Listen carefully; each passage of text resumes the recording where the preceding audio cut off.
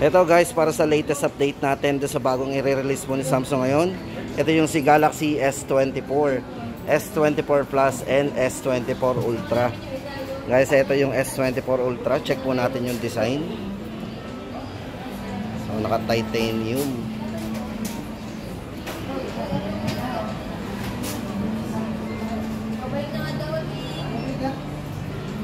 Then guys, check po natin yung specs nito. Ayan. Bale, sa ngayon guys, isa-isahin muna natin yung mga price nito. At yung nga pala guys, sa mga gusto mag-avail po ng Galaxy S24 guys, ito, magda-down lang tayo ngayon ng 3,000. So mas mababa po yung down payment natin dito. Sa mga gusto mag-pre-order. Yan guys, sa mga gusto mag-pre-order, bale mangyayari sa ating pre-order ay ito guys, kung gusto natin mag-pre-order ng Galaxy S24, yan, dito guys, ang ma-avail natin dito, yung kanilang promo na once na mag-avail ka ng 256 gig. Ito guys, para sa latest update natin sa Galaxy S24 ni Samsung ngayon. Yan, yung mga magpe-pre-order guys ng Galaxy S24, S24 Plus at syempre guys yung Galaxy S24 Ultra. Ito po yung si Ultra, yun yung may may S Pen yan. Check muna natin yung design. So may nabago talaga sa design niya. Yan o.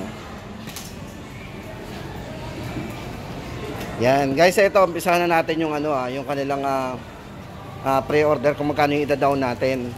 Tapos yung mga presyo, alamin po natin. Yan guys, umpisahan na natin dito kay Galaxy S24. Guys, dito ang price, ito guys, may dalawang variants eh. Para sa 256 gig, 53,990. Then sa 512 naman 61,990.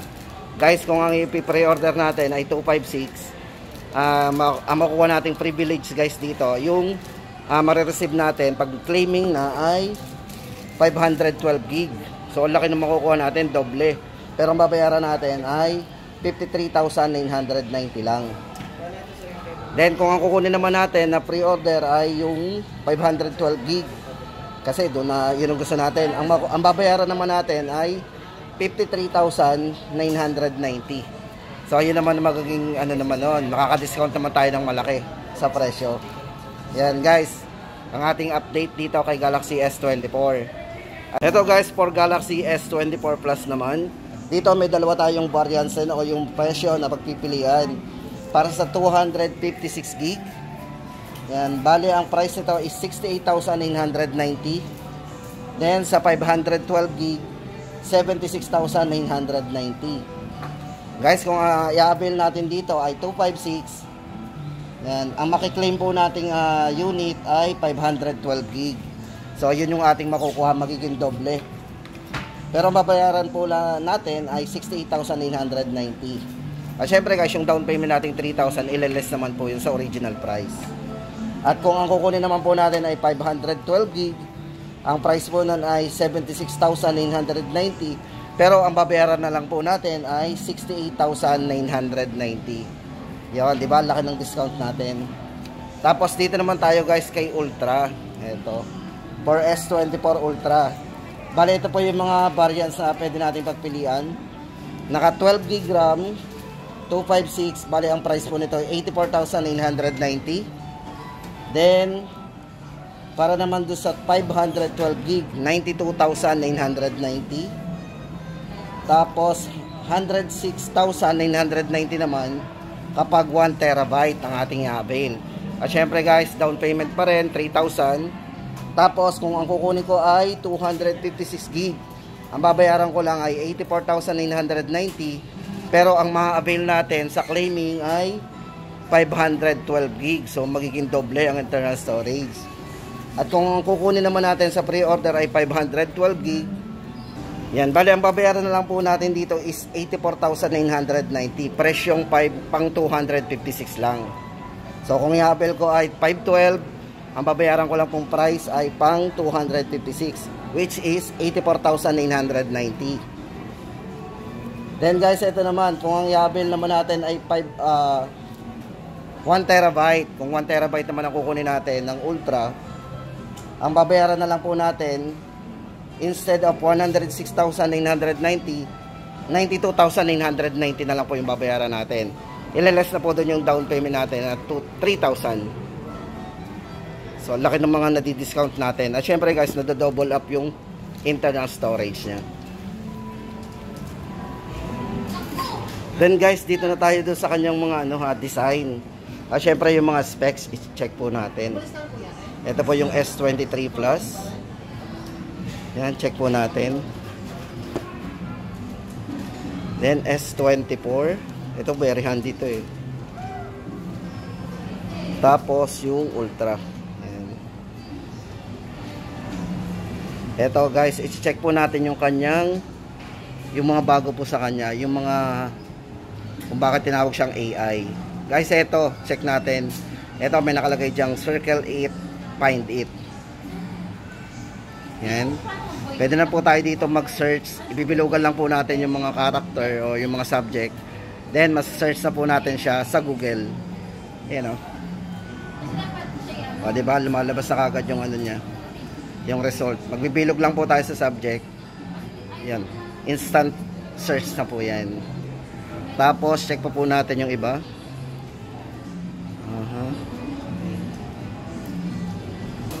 Then guys, ito, next naman natin ipapakita sa inyo itong live translate. So, dito guys, communicate in a foreign language. Example guys, tumatawag tayo. Ito, papakita niya po dito yung mga lengguwahe.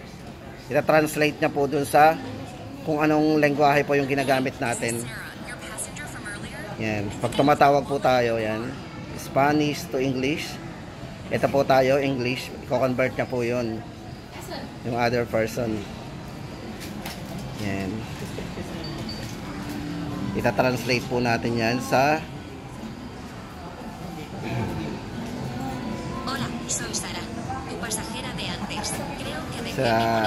sa Spanish yan. Then guys, the next natin papakita sa inyo ay eto, Note Assist. Guys, dito sa Note Assist, yan. Pwede tayo mag-summary dito. So, yung mga ano yan, nasa summary natin. So, napakabilis ng pagsa-summary. So, kung mag-ano tayo ng mga mahabang ano, yan. So, isa-summary lang po natin yan. Bali, ito po yung Note Assist. Yan, nakakapag-summarize po yan. Mas pinaiikli niya. Then, lipat po tayo dito sa Photo Assist naman. Guys, for Photo Assist yan, pwede po nating baguhin. Before kasi, ano eh, kinakarap lang natin. Pero dito, pwede po nating ilipat yung subject. Diba? Pwede po natin yung palakihin, paliitin. Yan. Check. Tapos generate po. Tapos pwede na po natin siyang ilipat. So yun guys, ang bago dito, Photo Assist din. Yan. Then next po natin yung Chat Assist naman. So ayan guys, so real time na pinapalitan po niya talaga yung tinatranslate niya po yung mga ano natin yung word. Real time translate. Then, yun na po. Space zoom, syempre. Pagdating sa kanyang camera, meron siyang space zoom. 5 times, 10 times, 30 times.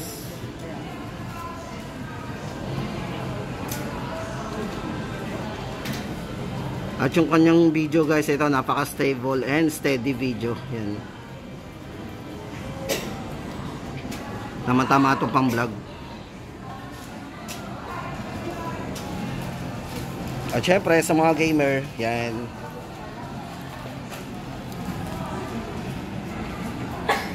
Powerful processor optimized performance po yan.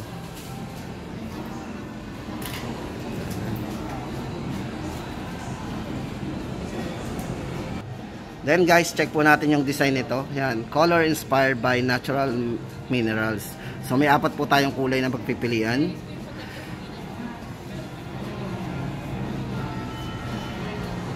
Ayan.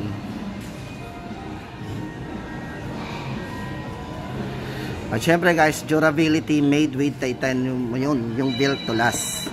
Syempre naka-titanium yan.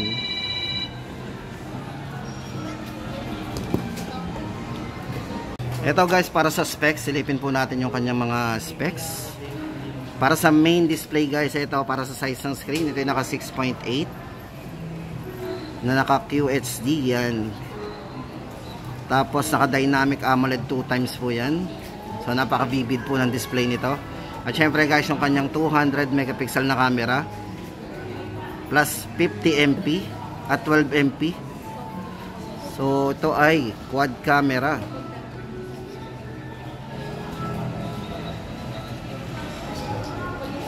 Galing. Tapos sa front camera guys, meron siyang 12 MP. So check po natin yung camera nito. Pero yun muna, check muna natin yung kanyang mga specs dito, yung mga parameters. Guys, sa battery, 5000 mAh battery.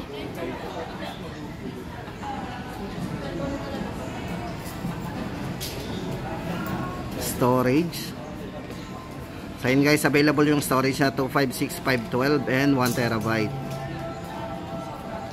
Yung dimension, check natin. Yan. So yung weight po nito is 232.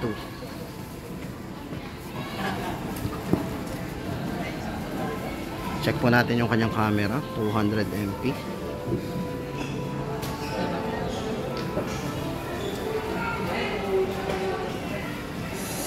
Wide.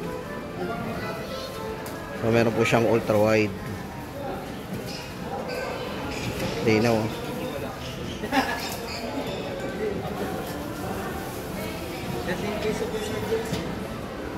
times zoom. Pwede po natin may experience dito yung 100 times zoom. Ayan. 100 times, 30 times. May joiner eh. Iwan yung sapatos, babang yung tali, uwi ko muna. Tapos guys, ito hawakan naman natin si Galaxy S24. Ito guys, napaka handy nito ah.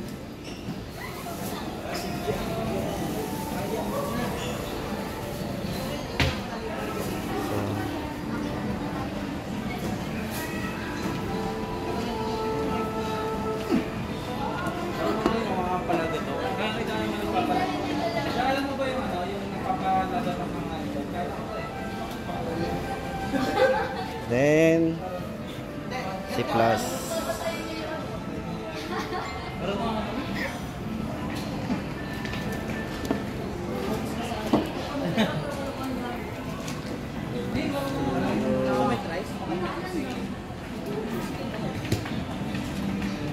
Umulan? Guys, umulan.